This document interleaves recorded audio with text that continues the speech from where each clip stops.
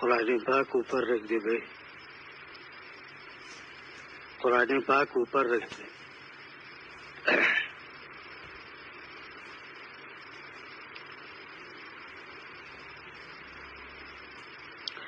الحمد لله وكفى وسلام على عباده الذين اصطفى. أما بعد فأعوذ بالله من الشيطان الرجيم. بسم الله الرحمن الرحيم. وقلت استغفروا ربكم إنه كان غفارا يرسل السماء عليكم مدرارا ويمددكم بأموال ويجعل لكم جنات ويجعل لكم أنهارا ما لكم لا ترجون لله وقارا.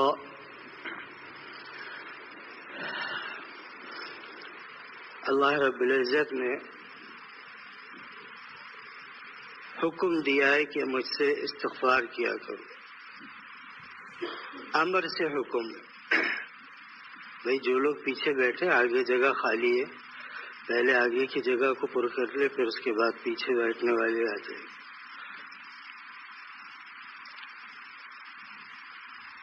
استغفار کا حکم اللہ پاک نے نازل فرمایا اور امر کے صیغے کے ساتھ بیان فرمایا، استغفروا. اس کے بعد دوسرا لفظ جو بیان فرمایا وہ فرمایا ربکم. استغفروا ربکم. رب اس کو کہتے ہیں جو کسی ناقص کو پالتے پالتے درجہ کمال تک پہنچا دے. مطلب اس کا یہاں پر یہ ہے کہ جب تم اپنے اللہ سے استغفار طلب کرو گے تو اللہ تعالیٰ معاف کرنے میں دیر نہیں کریں گے، کیونکہ جس کو جس سے پیار ہوتا ہے وہ اس کو جلد معاف کر دیتا ہے. اور اللہ رب العزت سے زیادہ انسان کو پیار کرنے والی ذات کوئی نہیں.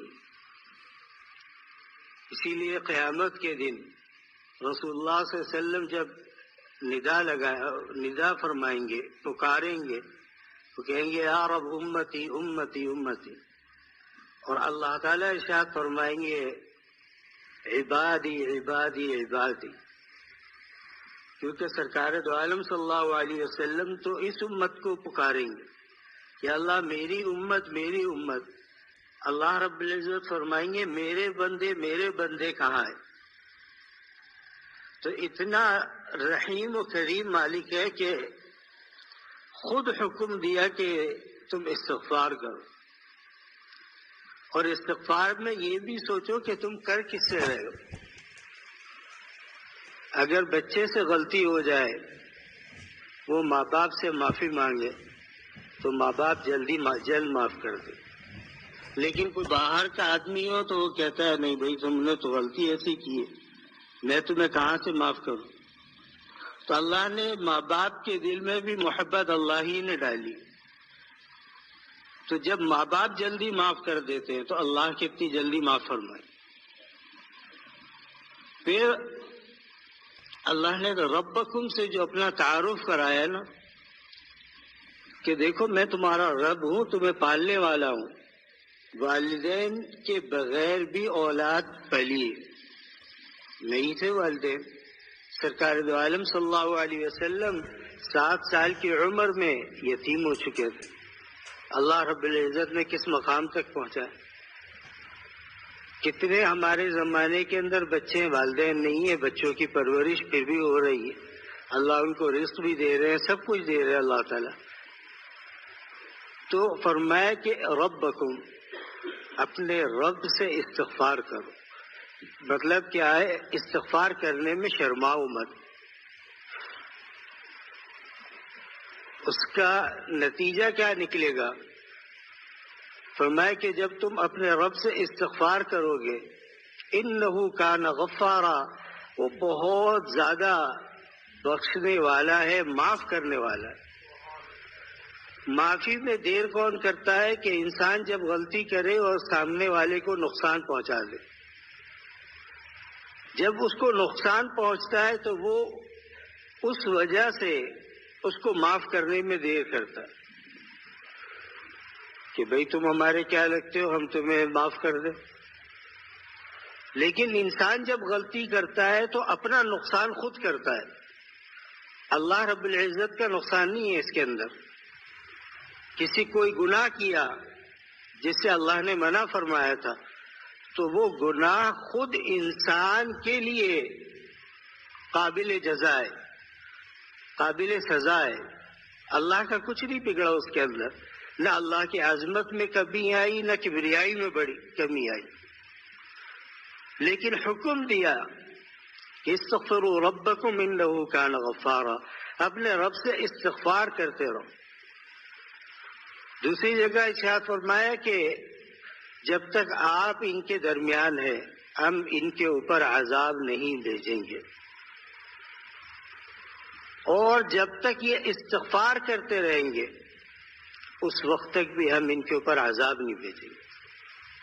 خود سرکار عالم صلی اللہ علیہ وسلم کے بارے میں حدیث میں آتا ہے، کیا فرماتے تھے کہ میں ایک دن میں 70 مرتبہ سے زیادہ استغفار کرتا ہوں۔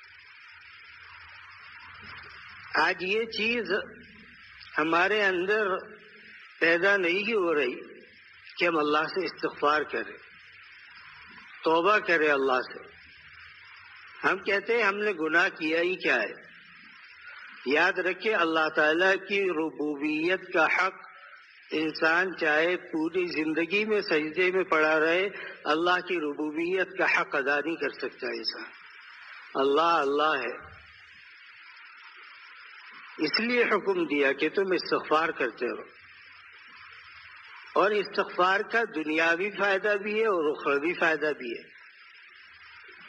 اخروی فائدہ کیا ہے کہ آخرت کے اندر اس کے گناہ کم ہو جائیں گے، اور دنیاوی فائدہ اس کا یہ ہے کہ اللہ نے فرمایا جو استغفار کرتا ہے ہم دنیا کے اندر اس کے مال میں برکت عطا فرماتے۔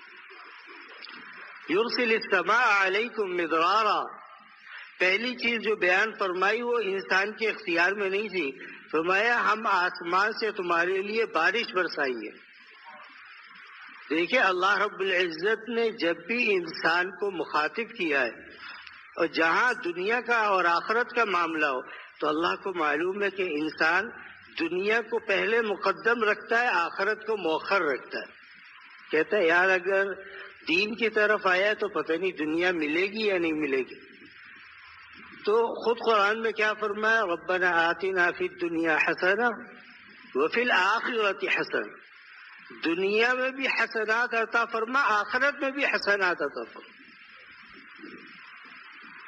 اسی طرح جب وضو کی جو دعا ہے اس کے اندر بھی رسول اللہ صلی اللہ علیہ وسلم نے کیا سکھلایا، تو میں پہلے اللہ رب العزت نے فرمایا کہ پہلے دنیا کو مانگو، کیوں انسان گھبرا جاتا ہے۔ اسی طرح جب کوئی مہمان آ جائے وہ جب جانے لگے تو مسنون یہ کہ جس کے گھر آیا ہے اس کو دعا دے کر کے جائے، یہ حق ہے اس کا۔ اکل طعامکم الابرار وصلت علیکم الملائکہ افطر عندکم الصائمون۔ اور بھی دعائیں اگر عربی میں نہیں آتی تو کم سے کم دل میں کہہ دے کہ اللہ اس کے مال میں برکت عطا فرما جس کے دسترخوان سے تو نے مجھے عطا فرما۔ اچھا، عطا اللہ تعالیٰ صرف رزق کی صورت میں نہیں کرتے۔ ہم جو رزق اللہ سے طلب کرتے ہیں ہم سمجھتے ہیں رزق وہی ہے، بعضوں کو رزق اللہ تعالیٰ تقوی کی صورت میں عطا فرماتے کہ ان کو تقوی عطا فرما دیتے۔ جب تقوی مل گیا تو دنیا اور آخرت دونوں مل گئی۔ بعضوں کو اللہ تعالیٰ علم کی دولت سے نواز دیتے ہیں، یہ بھی رزق کی ایک قسم۔ بعضوں کے لیے اللہ تعالیٰ لوگوں کے دلوں قلوب میں محبت پیدا فرما دیتے ہیں، لوگ ان سے محبت کرنے لگتے ہیں، یہ بھی رزق کی ایک قسم۔ ہم ظاہری دیکھتے ہیں کہ دال چاول آٹا روٹی سبزیاں گوشت یہ زیادہ ہو جائے، یہ جتنا بھی زیادہ ہو آدمی کتنا کھائے گا؟ جو 2 روٹی کھاتا ہے وہ 2 ہی کھائے گا، چاہے اس کے گھر کے اندر کتنا ہی کچھ نہ پڑا ہو۔ تو فرمایا کہ رزق کے معاملے کے اندر اللہ تعالیٰ صرف ظاہری رزق کو رزق نہیں کہا فرمایا، بلکہ یہ تمام چیزیں تقوی حاصل ہو جائے، اللہ تعالیٰ علم عطا کر دے، لوگوں کے قلوب میں اللہ تعالیٰ اس کی محبت ڈال دے، یہ تمام چیزیں رزق کے اندر آتی ہیں۔ جب انسان رزق کے بارے میں سوال کرتا ہے اللہ سے تو اللہ کسی نہ کسی درجے میں اس کو ضرور عطا فرماتے ہیں۔ بعضوں کو ظاہری روٹی اور سالن دے دیتے ہیں، بعضوں کو علم عطا فرما دیتے ہیں، بعضوں کو اللہ تعالیٰ متقی بنا دیتے ہیں، اور بعضوں کے لیے لوگوں کے دلوں میں محبت ڈال دیتے ہیں۔ اس لیے انسان کیا سمجھتا ہے کہ یار میں نے تو اللہ سے رزق مانگا تھا، رزق مجھے نہیں ملا۔ یاد رکھیں رزق کے اندر یہ تمام صورتیں شامل ہیں۔ اگر اللہ تعالیٰ نے تقوی عطا فرمایا تو کیا سمجھے اللہ نے میری دعا قبول کر لی، کیونکہ بعض دفعہ اللہ تعالیٰ مال لے کر کے انسان کو آزماتے ہیں اور بعض دفعہ مال دے کر کے آزماتے ہیں۔ مال دیا، اب اللہ تعالیٰ دیکھتے ہیں کہ بندہ اللہ کو یاد کرتا ہے یا نہیں کرتا۔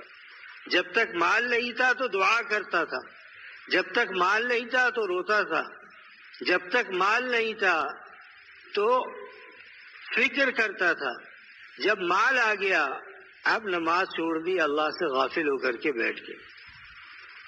یہ مال اور دولت نہیں ہے، یہ عذاب ہے اللہ کی طرف سے۔ مال تو وہ ہے جو اللہ کے راستے میں انسان خرچ کرے تاکہ اس سے اللہ کے وہ بندے جو غریب ہیں ان کو فائدہ پہنچے۔ یہاں ایک مسئلہ اور بتا دو، رمضان آ رہا ہے کہ لوگ زکوٰۃ نکالتے ہیں۔ یہ میں پہلے بھی بیچ بیچ میں بیان کرتا رہتا ہوں، کیونکہ عموماً لوگ جو ہے نا صرف زکوٰۃ نکالنا جانتے ہیں، بھائی اتنے کروڑ میرے پاس ہے اس کی اتنی زکوٰۃ بن گئی۔ یاد رکھے زکوٰۃ نکالنا الگ کام ہے اور زکوٰۃ کو صاحب زکوٰۃ تک پہنچانا یہ الگ کام ہے۔ مصرف زکوٰۃ تک پہنچانا یہ اس کی ذمہ داری ہے۔ لوگ زکوٰۃ نکالنے کے بعد سمجھتے ہم نے فلاں کو دے دیا بس کافی ہو گیا ہماری، نہیں، مصرف زکوٰۃ تلاش کرو، کہاں غربہ زیادہ ہے، کہاں دین کے لیے ضرورت ہے، گھر میں بیٹھے نہیں ملے گا۔ مصرف زکوٰۃ کو تلاش کرو اور علماء سے مشورہ کرو کہ میں زکوٰۃ تو میں نے نکالی ہے، میں اس کو خرچ کہاں کروں؟ جہاں وہ بتائیں وہاں خرچ کریں۔ میں ضروری نہیں ہے کہ آپ سے یہ کہہ رہا ہوں کہ آپ نہ کریں، نہیں، ضروری ہے کہ آپ یہ دیکھیں کہ مستحق زکوٰۃ کون ہے، آپ نے اس کے ہاتھ میں دینا، یہ مصرف زکوٰۃ ہے۔ تو مال اللہ تعالیٰ نے عطا فرمایا، اب انسان کیا کرتا ہے، اللہ کو بھول بیٹھا۔ فرعون کے پاس مال کی کمی نہیں تھی۔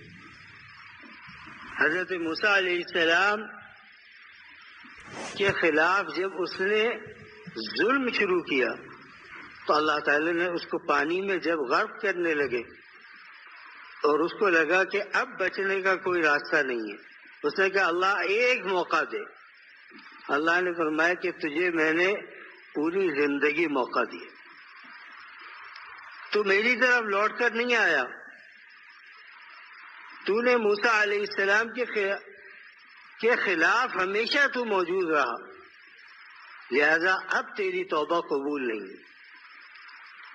اور فرمایا کہ ہم تجھے قیامت تک کے لوگوں کے لیے عبرت کا نشان بنا کر کے رکھیں گے۔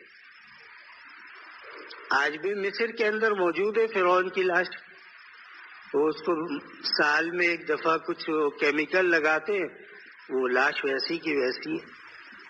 تو انسان سوچے کہ اللہ رب العزت نے اس کو نمونہ عبرت کیوں بنایا؟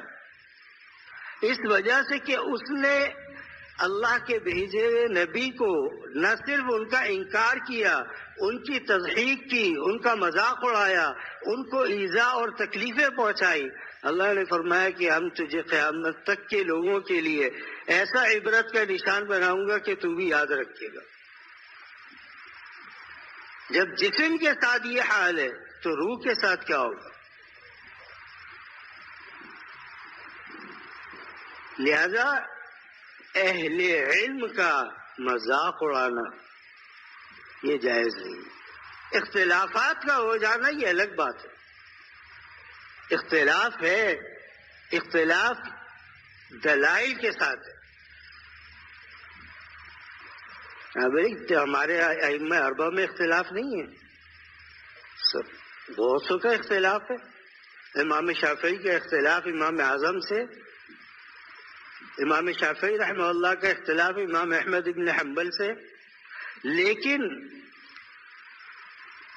کبھی ایک دوسرے کے بارے میں کوئی ایک لفظ نہیں نکالا۔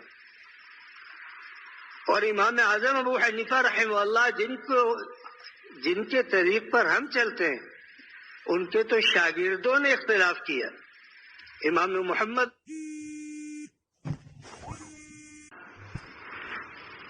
اختلاف کیا، امام صاحب نے یہ نہیں فرمایا کہ تم تو میرے شاگرد ہو، تم کس بات پر مجھ سے یہ کر رہے ہو۔ امام صاحب کو پتا تھا کہ اس نے جو مسئلہ بیان کیا ہے وہ دلیل ہے، دلائل کے ساتھ۔ دلائل اپنی جگہ ہے۔ آج انسان کیا کرتا ہے؟ لوگوں کو ذلیل کرنے کی کوشش کرتا ہے اپنے علم کی وجہ سے۔ کیا ہے فلانا، اس کو کیا ہے، اس کے پاس کیا علم ہے، تو تیرے پاس کیا علم ہے؟ علم تو ایسا ہے کہ انسان مرتے دم تک بھی اس سے استفادہ کرے تو بھی علم پورا حاصل نہیں کر سکتا۔ تو انسان مذاق اڑانے لگتا ہے۔ تو جب مرنے لگا فرعون تو اس نے اللہ سے استغفار، اللہ نے فرمایا اب۔ تو اللہ، میرے دوستو، اللہ تعالیٰ نے جب زندگی عطا فرمائی ہے تو اللہ تعالیٰ اس دنیا میں عارضی بھیجا ہمیں۔ عارضی بھیجنے کا مطلب کیا ہے؟ تم اس دنیا کی مشکلات، اگر غربت ہے، ہر آدمی آج اس زمانے میں پریشان، کہا کہ بھائی غربت بہت ہے، قرضہ بہت ہو گیا اور مال کم ہے، گھر کا کام نہیں چل رہا، گھر نہیں چل رہا۔ تو انسان اگر چلانا چاہے تو سب کچھ چل سکتا ہے۔ انبیاء علیہ الصلوۃ والسلام کا کیا معاملہ تھا؟ خود رسول اللہ صلی اللہ علیہ وسلم کے گھر میں فاقے تھے، لیکن سرکار دو عالم صلی اللہ علیہ وسلم نے اللہ سے مانگا، کبھی صحابہ سے سوال نہیں کیا۔ کیوں؟ دنیا عارضی چیز ہے، انسان بھی عارضی، اس کی ضرورتیں بھی عارضی۔ اللہ نے کیا فرمایا؟ اس کے اوپر صبر کرو۔ جب تم صبر کرو گے تو اس کا نتیجہ تمہیں آخرت کے اندر ملے گا۔ پھر وہاں جو نعمتیں وہ دائمی ہے، وہ ایسی نہیں ہے کہ سال تو رہیں، 2 سال رہیں، 5 سال رہیں، نہیں۔ جب ایک انسان جنت میں داخل ہو گیا، اب کیا ہے؟ نہ نکالا جائے گا وہاں سے، اور نہ اس سے وہ نعمتیں اللہ تعالیٰ واپس لیں گے۔ اسی لیے فرمایا کہ خالدین فیہا ابدا۔ جہاں اہل جنت کا ذکر آیا ہے وہاں اللہ نے فرمایا یہ ہمیشہ کی جنتی۔ اللہ نے یہ نہیں فرمایا کہ عارضی دنیا میں 60 سال عبادت کی تھی، 60 سال کی جنت لو اور 61ویں سال نکل جاؤ یہاں سے۔ جس نے 60 سال کفر کیا تو اللہ تعالیٰ نے کیا فرمایا؟ خالدین فیہا ابدا، جاؤ جہنم کے اندر ابد ابد کے لیے۔ کیوں؟ کافر کے دل میں یہ تھا کہ میں جب تک زندہ ہوں تو جو دین میرے پاس آیا ہے وہ حق ہے اور میں مرتے دم تک اس کو نہیں چھوڑوں گا۔ اس کی اپنی نیت کے مطابق اللہ تعالیٰ معاملہ فرما رہے. اور مومن کے دل میں کیا تھا کہ اللہ مرتے دم تک میں آپ کی اور آپ کے نبی صلی اللہ علیہ وسلم کی جو احادیث مبارکہ ہیں میں اس کے اوپر عمل کروں. اگر گناہ ہو گیا اللہ میں آپ سے استغفار کروں. انسان کو اللہ تعالیٰ نے فرشتہ نہیں بنایا، انسان کو انسان بنایا. اس کے اندر خواہشات بھی رکھی ہے، اس کے اندر اللہ تعالیٰ نے حرص بھی رکھی ہے، اس کے اندر اللہ تعالیٰ نے ظاہری اور باطنی دونوں بیماریاں رکھی ہیں. ظاہر میں بھی بیمار ہوگا، باطنی طور پر بھی بیمار ہوگا، لیکن فرمایا باطنی طور پر بیمار ہوتے ہو اللہ سے استغفار کرو، توبہ کرو. اللہ سے توبہ کرنے کا سے تمہیں کیا ہوگا کہ اللہ تعالیٰ نے جو دین تم سے چھین لیا اللہ اس پر دوبارہ چلنے کی توفیق عطا فرماتا.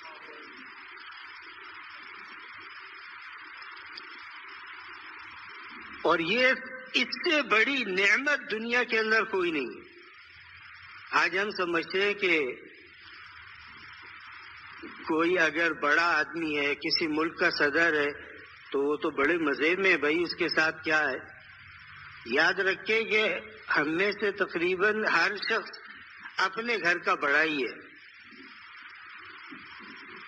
بیوی بچے ہو گئے تو گھر کا بڑا ہی ہوا نا ان کا. اب ان کے کھانے کے لیے، پہننے کے لیے، کپڑے کے لیے، بیماری کے لیے، دوائیوں کے لیے وہ ہر وقت فکر مند رہتا ہے. ایسا ہی ہے نا.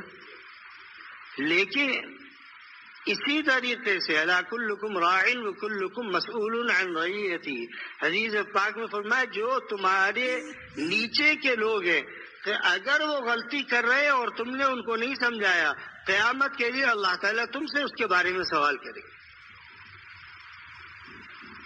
تم نے کیوں نہیں سمجھایا؟ اس لیے حضرت تھانوی رحمۃ اللہ علیہ فرماتے تھے کہ اپنے بچوں کو دینداروں کے پاس لے جایا کرو. اس سے کیا ہوگا؟ اس کے دل کے اندر اللہ کی اور دینداروں کی محبت پیدا ہوگی، اس کے دل میں علماء کی عظمت پیدا ہوگی. آج ہم خود تو آتے اولاد کی فکر نہیں کرتے. سارے جہان کا غم تو ہوتا ہے ہمارے دل کے اندر، لیکن اپنے گھر کا غم نہیں ہوتا کہ میرے گھر میں کیا ہو رہا ہے. پہلے اپنے خود فرمایا اللہ رب العزت نے یا ایھا الذین آمنوا اتقوا انفسکم واہلیکم نارا، اے ایمان والو پہلے اپنی جان بچاؤ، اس کے بعد دوسرا حق تمہارے گھر والوں کا ہے، دنیا کا حق بعد میں. آج ہم نہ اپنے آپ کو دیکھتے ہیں نہ اپنے گھر کو دیکھتے ہیں، لیکن دوسرے کو ضرور ٹوکتے ہیں. پہلے انسان اپنے آپ کو دیکھے کہ میں ہوں کیا چیز. مٹی ہوں. لوگ بظاہراً تو کہہ دیتے ہیں کہ یار ہم تو مٹی سے بنے ہوئے ہیں، مٹی نہیں جانا ہے، لیکن درختی کا دادا فرماتے تھے پھر کوئی گالی دے کر دیکھے تو پتہ چلتا ہے کہ صاحب کے اندر کتنا غصہ ہے. اگر کوئی گدھا بول دے تو پتہ چلتا ہے کہ کتنا غصہ ہے، برداشت کرتا ہے یا نہیں کرتا. فرمایا ظاہری تواضع اختیار مت کرو، اصل تواضع اختیار کرو. حضرت شاہ اسماعیل شہید رحمۃ اللہ علیہ جب 1856 میں انگریز آیا ہند و پاک کے اندر تو حضرت شاہ ولی اللہ رحمۃ اللہ علیہ نے سب سے پہلے فتویٰ جاری کیا کہ مسلمانوں پر جہاد فرض ہے. اور شاہ اسماعیل شہید اور سید احمد شہید انہوں نے سب سے پہلا معرکہ بالا کوٹ کے اندر لڑا اور وہیں شہید ہوئے. آج بھی ان کا مزار وہاں پر اللہ رب العزت نے ان کو محفوظ رکھا ہوا.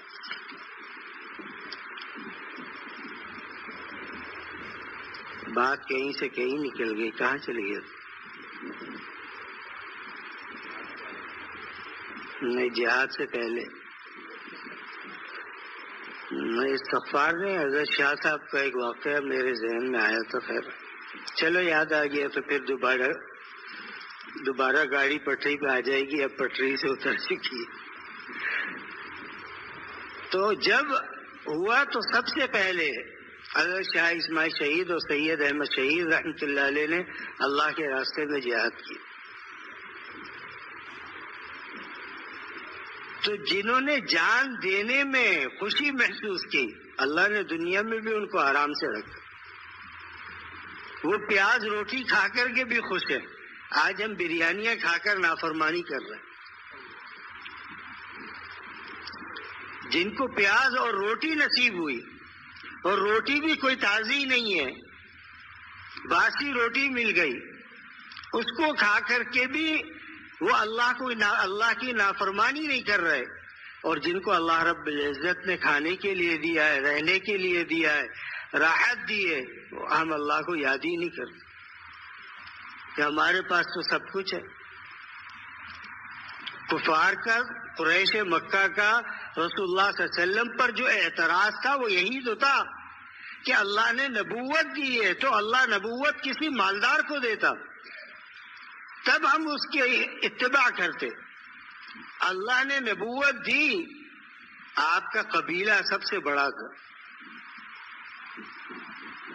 یعنی تمام قبائل کے اندر عزت سب سے زیادہ رسول اللہ صلی اللہ علیہ وسلم کے قبیلے کی تھی۔ وہ مال کم تھا، اللہ نے یہاں سے بتلا دیا دیکھو مال ہو نہ ہو، ہم نبی جس کو بناتے ہیں اس کا خاندان اعلیٰ ہوتا، دنیاوی حساب سے کوئی اس کے حسب اور نسب پر انگلی نہیں اٹھا سکتا۔ اس لیے رسول اللہ صلی اللہ علیہ وسلم نے جب پہلی دعوت دی ہے تو فرمایا کہ اے اہل مکہ، اگر میں تمہیں یہ کہوں کہ اس پہاڑ کے پیچھے دشمن ہے، کیا تم میری بات مانو گے؟ انہوں نے کہا آپ صادق اور امین ہیں، ہم آپ کی بات ضرور مانیں گے۔ تو آپ علیہ السلام نے فرمایا کہ میں تمہیں ایک اللہ کی طرف بلاتا ہوں، ان بتوں کی پرستش چھوڑ دو، ان کی عبادت مت کرو، ایک اللہ کی طرف آ جاؤ۔ انہوں نے کہا بس یہاں آ کر کیا سوئی اٹک۔ انہوں نے کہا کہ آپ نے ہمیں اس کام کے لیے جمع کیا یہاں؟ فرمایا کہ اللہ نے مجھے نبوت عطا فرمائی، اور نبوت کا کام کیا ہے؟ لوگوں کو دین کی طرف بلانا۔ جب سورہ عبس جب نازل ہوئی، عبس وتولی ان جاءہ الاعمی، تو رسول اللہ صلی اللہ علیہ وسلم مکے کے امیر لوگوں کو دعوت دے رہے تھے جو مالدار تھے۔ ظاہر کی بات ہے کہ حق پر جو انسان ہوگا وہ مال نہیں دیکھتا، دولت نہیں دیکھتا، لیکن رسول اللہ صلی اللہ علیہ وسلم کے دل میں یہ تھا کہ یہ اپنے قبائل کے بڑے لوگ ہیں، اگر یہ ایمان لے آتے ہیں تو ہمارے دین کو پھیلانے میں آسانی ہوگی۔ وہیں پر عبداللہ ابن مکتوم رضی اللہ تعالی عنہ آئے تو آپ علیہ السلام سے ان لوگوں نے کہا تھا کہ آپ ہمیں دعوت دیں، اگر ہمیں سمجھ آئی تو ہم اسلام قبول کریں گے، لیکن کوئی غریب ہمارے پاس نہ ہو۔ حضرت عبداللہ ابن مکتوم آئے تو رسول اللہ صلی اللہ علیہ وسلم نے واپس کر دیا۔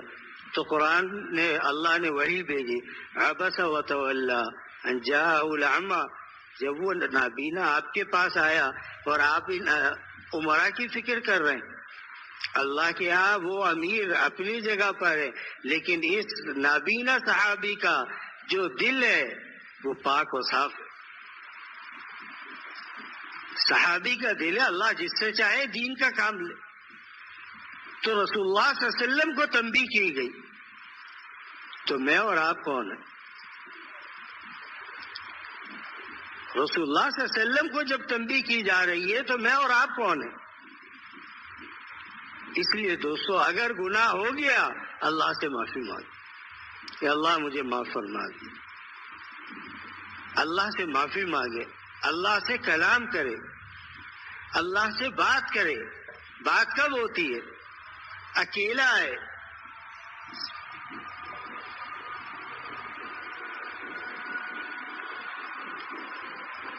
اکیلا ہے کمرے میں، تنہا ہے، یا مسجد کے اندر بیٹھ گیا، تو اللہ سے دل میں بات کرے، اللہ میری یہ مشکل ہے، اللہ اس مشکل کو آسان کرو۔ کلام تو کرے انسان،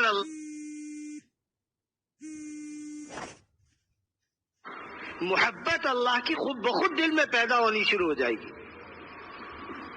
ایک انسان مسجد کے اندر اکیلا بیٹھا ہوا ہے، سر جھکا کر کے اللہ سے باتیں کر رہا ہے اور اللہ سن رہا ہے۔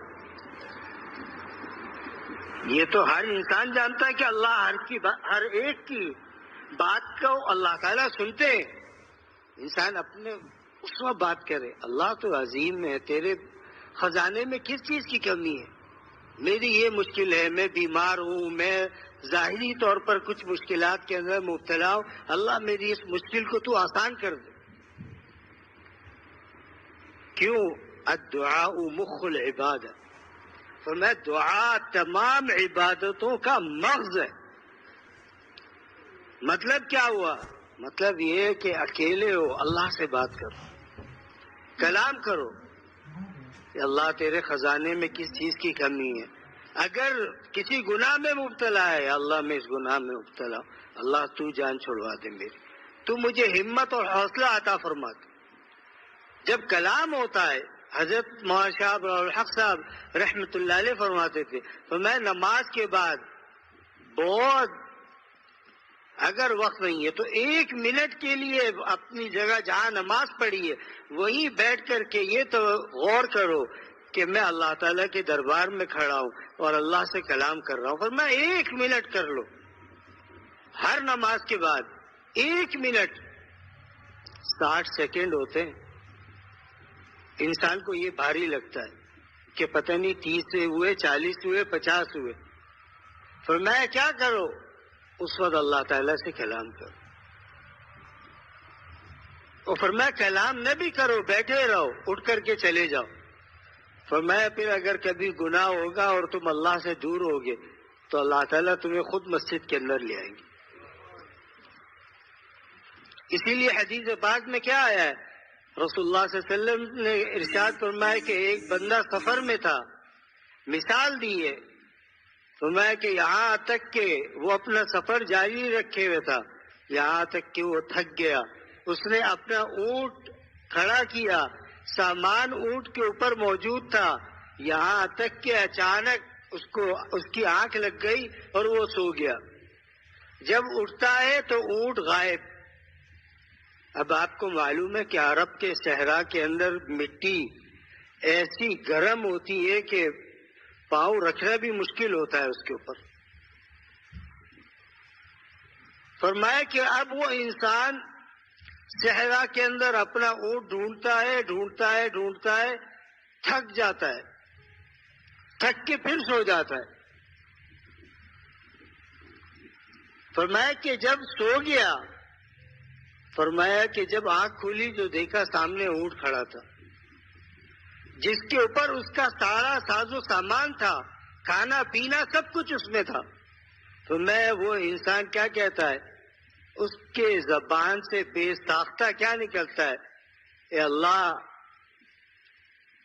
تو میرا بندہ ہے اور میں تیرا رب ہوں۔ فرمایا جتنی خوشی اس انسان کو اونٹ دیکھ کر کے ہوئی، اللہ تعالیٰ کو اس سے زیادہ خوشی جب ہوتی ہے جب بندہ اللہ سے کہتا ہے اللہ میں عاجز ہوں، مجھے معاف فرما دے۔ دادا فرماتے تھے کہ اللہ کو عجز اور انکساری پسند ہے۔ پانی ہمیشہ ڈھلان کی طرف جاتا ہے، اونچائی کی طرف نہیں چڑھتا۔ عجز اللہ تعالیٰ کے سامنے عاجزی دکھائے، قوت نہ دکھائے، اللہ میں عاجز ہوں، میرے پاس کیا ہے؟ اللہ غیر عاجز تو ہے، تیری قوت ایسی ہے کہ تو دنیا تقدیر کو تو اگر چاہے تو تبدیل کر سکتا ہے۔ آج کل لوگوں کے دلوں میں ایک بات یہ ہے کہ تقدیر کوئی نہیں بدل سکتا۔ یاد رکھو تقدیر لکھنے والا تقدیر بدل سکتا ہے۔ لوگ کہتے ہیں نا تقدیر کا لکھا ہوا کون مٹا سکتا ہے؟ یاد رکھو اللہ سے مانگتے رہو. اللہ تعالیٰ نے اگر تقدیر میں بیماری لکھی ہے اللہ اس کو مٹا کر وہاں شفا لکھ دے گا. اللہ کو یہ قدرت.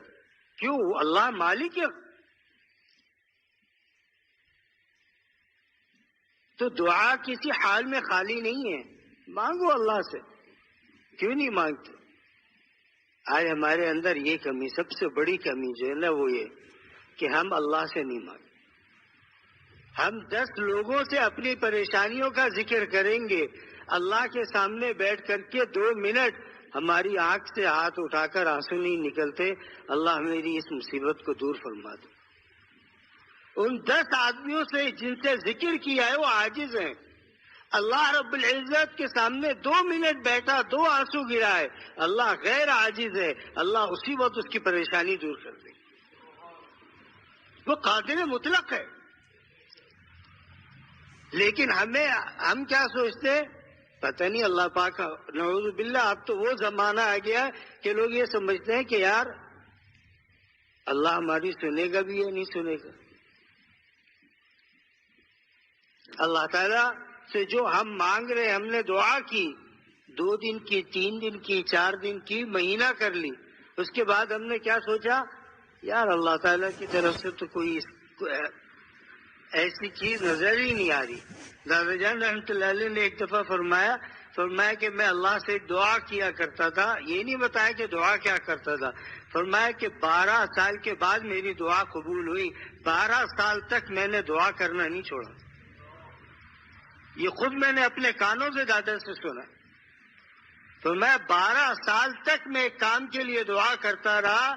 12 سال کے بعد میری دعا قبول ہوئی. تو قبولیت مانگنے میں بھائی کیا حرج ہے؟ آپ سگنل پہ چلے جائے، بھکاری گھوم رہے ہیں، ان کا کام مانگنا ہے، دے کوئی یا نہ دے. وہ وہاں سے بھاگتا نہیں ہے. وہ وہیں کھڑا ہوا مانگتا رہتا ہے. اللہ تیرے بچوں کو حج کرا دے، اللہ تجھے تیری شادی کرا دے. جو اس کے منہ میں آیا وہ اس کو بولتا رہے گا. لیکن کیا ہے؟ اپنی جگہ نہیں چھوڑتا. اور ہم مسجد کے اندر آتے ہیں اللہ سے مانگنے کے لیے تو ہمیں اس وقت اپنا موبائل بھی یاد ہوتا ہے، اس وقت ہمیں دوست بھی مل جاتے ہیں. اس وقت یہ نہیں سوچتا انسان کہ میں کس کے گھر میں بیٹھا ہوا ہوں.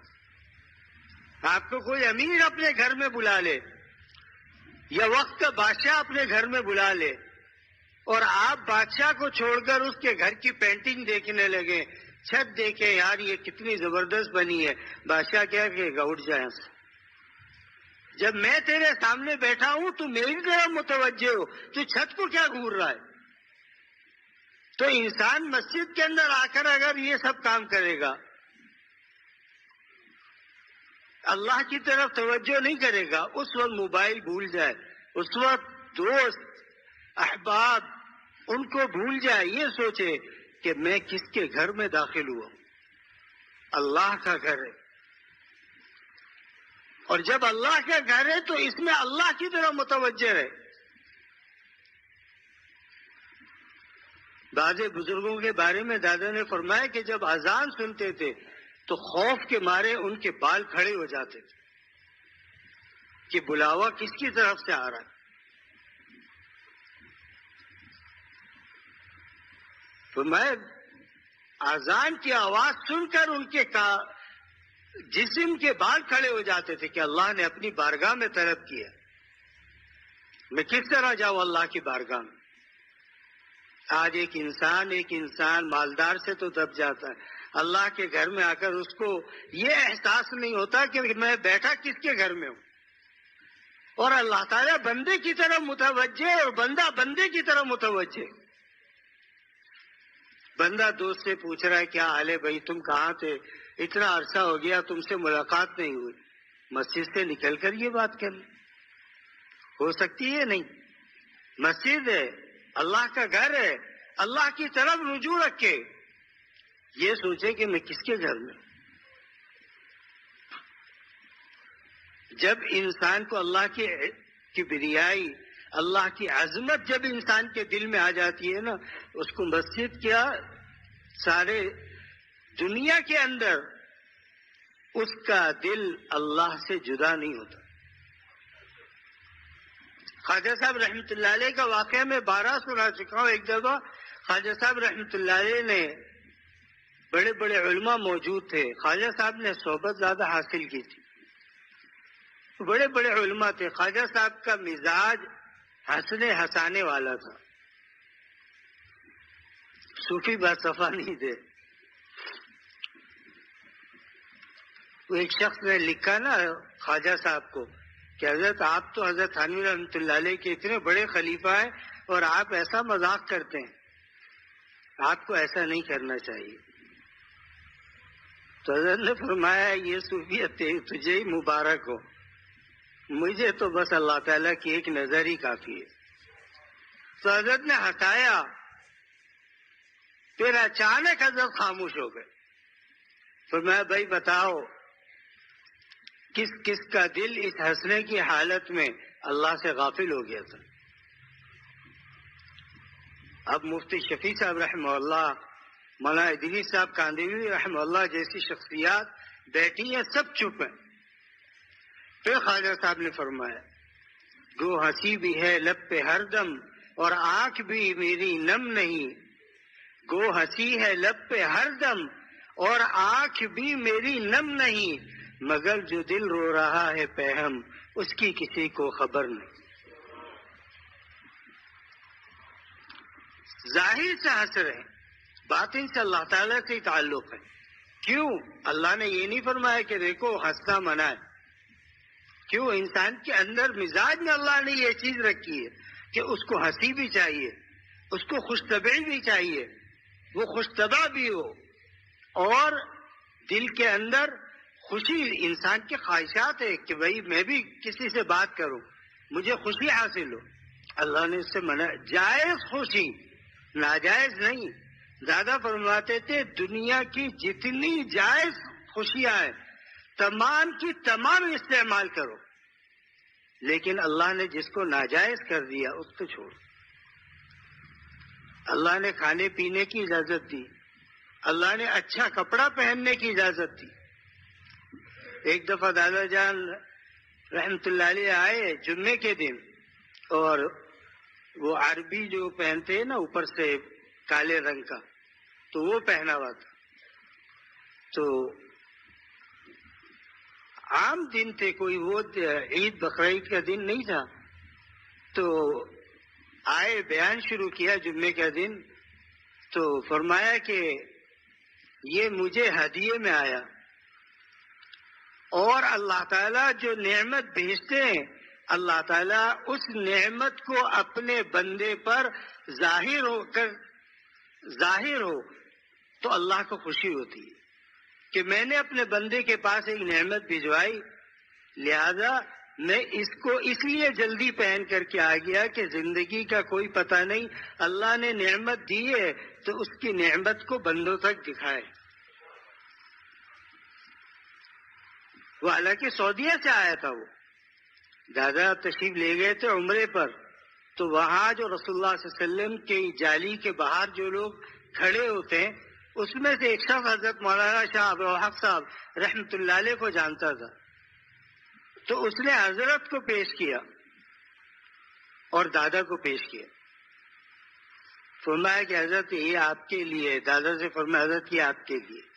تو فرمایا جب ایسی مبارک جگہ سے کوئی چیز آئی ہو اور پھر انسان اس کو استعمال نہ کرے تو اللہ تعالیٰ تو خوش ہوتے ہیں کہ میری جب میں نعمت بھیج رہا ہوں اس نعمت کا اثر اللہ تعالیٰ انسان پر دیکھنا چاہتا ہے. بعض لوگوں کو کپڑے مل جاتے ہیں, وہ اٹھا کر الماری کے اندر بند کر دیتے, کہا یہ تو عید بقرعید کے لیے. وہ اللہ کے بندے اس کو استعمال کر, اللہ عید بقرعید پر دوسرا دے دے گا. کوئی انسان بھینس میں سے دودھ نہ نکالے کہ جب بھوک لگے گی تب نکالوں گا, دودھ اندر سڑے گا نہیں سڑے گا. اور پھر وقت پر اللہ تعالیٰ اگر نکال لیا وقت پر اللہ تعالیٰ پھر اس کے تھن میں دودھ اتارتے ہیں. فرمایا کہ دیکھو یہی حال نعمت کا. حلال جتنی بھی ہے استعمال کرو, کھاؤ پیو کلو وشربو. میں کھاؤ پیو, حضرت قاری طیب صاحب رحمۃ اللہ علیہ نے ایک دفعہ بیان کے بعد کیا فرمایا؟ فرمایا چلو بھائی جنتی عمل کر لیں. لوگوں نے کہا حضرت جنتی عمل کیا ہے؟ فرمایا کھانا اور پینا. وہاں جنت کے اندر اور کیا ہے؟ کھاؤ اور پیو بس. وہاں نہ نماز ہے، نہ روزہ ہے، نہ حج ہے، نہ زکوٰۃ ہے، نہ جہاد ہے، کچھ بھی نہیں ہے جنت کے اندر. عبادت تو یہاں پر ہے، لیکن یہاں سے کر کے جائے گا تو وہاں آرام ملے گا. تو یہ حکم ہے اللہ کا کہ استغفار کرو.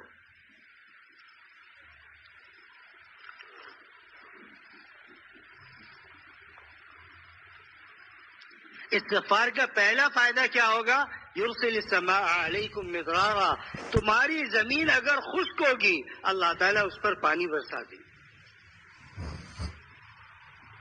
ہمیں تو ہم شہر کے رہنے والے ہمیں قدر نہیں ہے. میں آپ کو حقیقت بات بتا رہا ہوں، ہمیں پانی کی کوئی قدر نہیں ہے. آپ ان علاقوں میں چلے جائیں، تھر کے علاقے میں جائیں، آپ کو پتا چلے گا کہ لوگ اتنے گہرے کنویں ہیں کہ اس سے پانی نکالنے کے لیے انسان خود نہیں چلتا. وہ ڈول کی رسی گدھے کے گلے میں باندھ کر اس کو چلا دیتے ہیں. وہ گدھا جا رہا ہے جا رہا ہے جا رہا ہے، پھر ڈول جب اوپر آتا ہے تو پھر اس پانی کو نکالتے ہیں اور لا کر کے اپنے گھر میں رکھتے ہیں. تو قدر تو ان کو ہے. آج ہمارے پاس تو منرل واٹر ہے تو جناب فلانا پانی ہے، فلانا پانی ہے، اس طرح کا پانی ہے. ہمیں ان نعمتوں کا کیا، ہم اس کی قدر نہیں کرتے. جن کے پاس نہیں ہے ان سے پوچھو کیا قدر ہو. میں ایک دفعہ چھاچرو گیا، وہاں مفتی یعقوب صاحب ہیں، ماشاءاللہ ہر سال آتے ہیں، کراچی آتے ہیں، محبت کرنے والوں میں سے. تو میں ان کے مدرسے گیا، انہوں نے کہا چلے ہمارے گھر چل. اچھا مجھے معلوم نہیں تھا کہ آگے کیا امتحان آنے والا ہے. اب وہ ظاہر سی بات ہے، وہ شہر میں تھے، جب گاؤں کی طرف چلے تو انہوں نے جیپ کی، اور جیپ کی پچھلی سیٹ پہ ہم بیٹھ گئے. اب جو اس نے جیپ بھگائی ہے ریت کے اندر، تو بس ہم ایسے گرینڈر کی طرح گھوم ہی رہتے اس کے اندر. اس نے بولا اگر میں نے روک دی تو پھر اس کو آگے دھکا دینے والا تو کوئی بھی نہیں ہے. ہم لوگ خیر مٹی میں ملے، چلے پہنچ گئے وہاں پر. تو میں نے مولانا سے کہا کہ میں نے کہا مولانا یہ تو سفر تو تھا لیکن یادگار سفر تھا، اب پانی چاہیے. تو مولانا پانی لائے. یہ میں اپنا واقعہ بتا رہا ہوں. پانی کی رنگت پیلی تھی. میں نے کہا شکر ہے لیمو ڈال کر لائے یار. ہلکی پیلی تھی. تو جب میں نے پیا، اللہ اکبر، اتنا کڑوا پانی تھا کہ میرے حلق سے ہی ایک گھونٹ اترا بس. تو میں نے مولانا سے کہا کہ مولانا آپ لوگ یہ پانی کیسے پیتے ہیں؟ انہوں نے کہا یہ پانی ہم نہیں پیتے، یہ اپنے مہمانوں کے لیے رکھتے ہیں. اگر وہ کڑوا پانی جو ہم استعمال کرتے ہیں وہ اگر ہم آپ کو پلائیں نا، ایک گھونٹ بھی آپ کے حلق سے نیچے نہیں اترے گا. تو ہمیں ان چیزوں کی قدر نہیں ہے، کیونکہ ہمارے پاس وافر مقدار میں. ہم کہتے ہیں کیا ہو گیا اگر نل کا کھلا رہ گیا، پانی کا اسراف کرتے ہیں. اور اللہ کیا فرماتے ہیں؟ ان اللہ لا يحب المسرفین. اللہ اسراف کرنے والوں سے محبت نہیں فرماتے. تو جس چیز کے انسان کے پاس کمی ہونا، اس کی وقت کا اندازہ اس کو اس وقت ہوتا ہے جب وہ چیز مل نہ رہی ہو. تو جہاں پانی نہیں ہے وہاں کے لوگوں سے پوچھو پانی کس طرح حاصل کرتے ہیں. تو ہم تو شہروں میں کاروبار کرتے ہیں، جو گندم اگاتے ہیں، کھیتی باڑی کرتے ہیں، ان سے پوچھو کہ وہ آسمان کی طرف دیکھتے ہیں اللہ پانی برسا دے. کیونکہ پانی برسے گا تو ان کی فصل اگے گی. جب فصل اگے گی تو اس کو بیچ کر وہ اپنے گھر کا خرچ چلائیں گے. پہلا درجہ اللہ نے کیا فرمایا کہ پانی تمہارے اختیار میں نہیں ہے. تم پانی نہیں برسا سکتے، پانی برسانا میرا کام. یرسل السماء علیکم مدرارا ویمددکم باموال. اللہ فرماتے ہیں کہ دوسری چیز نعمت جو ہم تمہیں عطا کریں گے، تمہارے مال کے اندر برکت عطا ہوگی. وَيَجْعَلْ لَكُمْ جَنَّاتٍ وَيَجْعَلْ لَكُمْ أَنْهَارًا، اور ہم تمہارے لیے ایسا مکان دیں گے جس کے نیچے نہریں بہ رہی ہوں گی. یعنی جنت کے اندر تمہیں کیا ہوگا؟ اہل جنت کے بارے میں کیا فرمایا؟ فرمایا تکیے سے ٹیک لگا کر کے بیٹھے ہوں گے اور سامنے دنیا کے حسین، اس دنیا کے نہیں جنت کے حسین مناظر ہوں گے. اس دنیا سے کیا تمثیل ہے اس کی کوئی نہیں سمجھ سکتا. فرمایا کہ تمہارے مال میں بھی وَيُمْدِدْكُمْ بِأَمْوَالٍ، تمہارے مال میں بھی مدد کریں گے. وہ بنین، تمہاری اولاد میں بھی برکت عطا فرمائیں گے. آج جو کہتے ہیں نا اولاد 2 بچے وہی اچھے، دیکھو اللہ کیا کہہ رہے ہیں. مال اب یہاں بھی سمجھ میں آتا ہے کہ اللہ اگر یہ فرماتے کہ تمہاری اولاد میں برکت دیں گے اور مال کو ذکر نہ کرتے تو بندہ پریشان ہو جاتا ہے. اللہ اگر اولاد زیادہ ہو گئی تو کھلاؤں گا کہاں سے؟ اس لیے اللہ تعالیٰ نے پہلے مال کو ذکر کیا کہ مال میں بھی برکت دوں گا، اولاد میں بھی برکت دوں گا.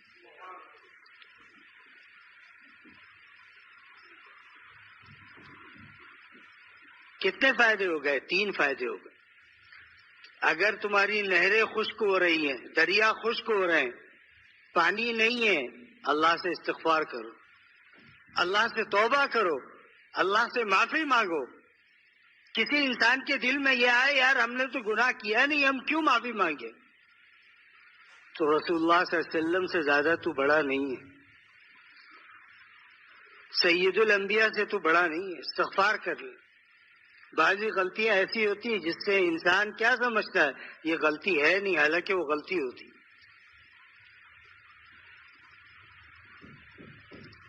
تو اللہ نے 3 چیزیں بیان فرمائی.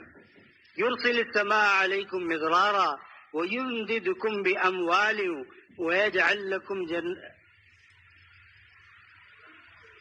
وبنین ویجعل لکم جنات ویجعل لکم انہارا. آگے اللہ نے شکوہ کیا ما لکم لا ترجون للہ وقارا. اے لوگو تم اللہ سے کیوں نہیں مانگتے، رجوع اللہ کیوں نہیں کرتے؟ جب میں تم سے وعدہ کر رہا ہوں کہ میں تمہیں عطا کروں گا. اَمَّن يُجِيبُ الْمُضْطَرَّ إِذَا دَعَاهُ وَيَكْشِفُ السُّوءَ. اللہ فرماتے ہیں دنیا میں کوئی تم ایسا شخص دکھاؤ جس کے اوپر مصیبت آئے اور اللہ کے سوا اس کی دعا کو کون قبول کرے گا، اور اس کے اوپر جو پریشانی ہے اس کو کون دور کر سکتا ہے؟ وہ سوائے وحدہ لا شریک کے کوئی اس کی بیماری کو، کوئی اس کی تکلیف کو، کوئی اس کے مصائب کو دور نہیں کر سکتا. مشکلات آ رہی ہیں، مصائب آ رہے ہیں، تکلیفیں آ رہی ہیں، لیکن اللہ تعالیٰ سے اپنے تعلق کو قائم رکھا ہوا ہے. اللہ سے توبہ بھی کرتا ہے، استغفار بھی کرتا ہے، پھر توبہ ٹوٹ جاتی ہے، پھر توبہ کرتا ہے، پھر ٹوٹ جاتی ہے، پھر توبہ کرتا ہے. آج تک کوئی انسان یہ نہیں کہہ سکتا کہ یار میرے دل مجھے تو آواز یہ آئی کہ بندے تو کب سے توبہ کر رہا ہے اور توڑ دیتا ہے، جہاں ہمارے ہاتھ تیرے لیے کوئی معافی نہیں ہے. سنی ایسی آواز؟ انسان دن میں 10 نہیں 100 گناہ کرے اور اس کے بعد پھر معافی مانگے تو اللہ تعالیٰ پھر بھی معاف کر دے. یہ نہیں فرماتے کہ میں تجھے ماں باپ ہوں، صاحب جس کے گھر جس کے یہاں کام کر رہا ہے وہ کیا کہتا ہے، یار تیری غلطیوں سے تو میں تنگ آ گیا ہوں، بیزار ہو گیا ہوں. کہتا ہے نا انسان، کتنا تجھے سمجھاؤں میں. حضرت مولانا یحییٰ صاحب، حضرت شیخ الحدیث مولانا زکریا صاحب رحمۃ اللہ علیہ کے والد صاحب تھے، حضرت کا کتب خانہ تھا. خادم نے غلطی کر دی. مولانا یحییٰ صاحب نے فرمایا کہ اللہ کے بندے تجھے کتنی دفعہ سمجھاؤں، تجھے کتنا بھگتوں. ہندوستان کے اندر کہا جاتا ہے تجھے کتنا بھگتوں. تو حضرت کے ساتھ ایک عالم بیٹھے تھے، کہا مولانا جتنا آخرت میں اپنا بھگتوانا ہے نا اتنا دنیا میں اس کا بھگت لیجیے. حضرت چپ ہو. میرا جا تجھے معاف کر دے. تو میرے عزیزوں بات یہ ہے کہ ہم اللہ سے استغفار نہیں کرتے. مرد ہو، عورت ہو، بچہ ہو، کیا کرو؟ اللہ سے استغفار تو کرو. اللہ تعالیٰ خود نعمتیں عطا فرمائیں گے، سارے دروازے اللہ تعالیٰ خود کھول دیں گے. لیکن توبہ کیسی ہو؟ جس وقت توبہ کرے اس وقت توبہ توڑنے کا ارادہ نہ ہو. اس وقت عزم کیا کرے؟ اللہ مر جاؤں گا لیکن توبہ نہیں توڑوں. دادا فرماتے تھے کہ ارادہ پختہ کرو. فرمایا ایسے بندے اللہ کے اس دنیا میں موجود ہیں جنہوں نے عزم کیا کہ اللہ مر جائیں گے لیکن تیری نافرمانی نہیں کریں گے. لیکن کوئی انسان مرا نہیں، اللہ تعالیٰ نے اس کو نیم جا بستانت وہ سب جاد ہے فرمایا. آدھی جان لے کر اللہ نے اس کو سینکڑوں جانے عطا فرما دی. آج وہمت نہ آئے درد ہے. تو میں اس کے گمان میں بھی نہیں تھا کہ اگر میں متقی بن جاؤں گا، استغفار کرنے والا بن جاؤں گا تو اللہ تعالیٰ مجھے کتنی نعمتوں سے نوازیں گے. وہ اللہ ہے بھائی، اس کا خزانہ ایسا نہیں ہے جو خالی ہو جائے گا. ہم ڈرتے ہیں کہ یار ہمارا خزانہ خالی ہو جائے گا. نہیں،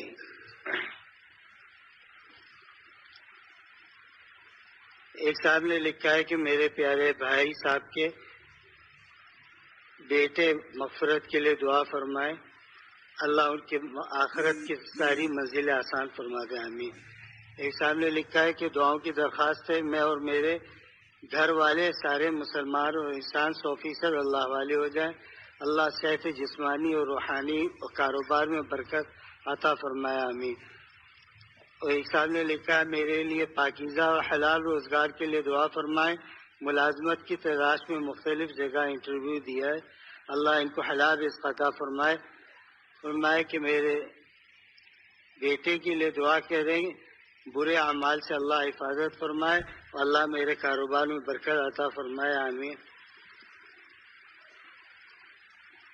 لکھا ہے کہ برائے کرم دعا کر دیں کہ میرے شوہر محمد اعظم خان ولد محمد قاسم خان پچھلے کچھ عرصے سے بیمار ہیں، اللہ ان کو شفا کاملہ عاجلہ مستمرہ عطا فرمائے. جنہوں نے پرچے دیے بھائی، جنہوں نے نہیں دیے، سب کے لیے دعا کریں. اللہم صلی وسلم علی سیدنا و مولانا محمد وعلی آلہ وصحبہ اجمعین.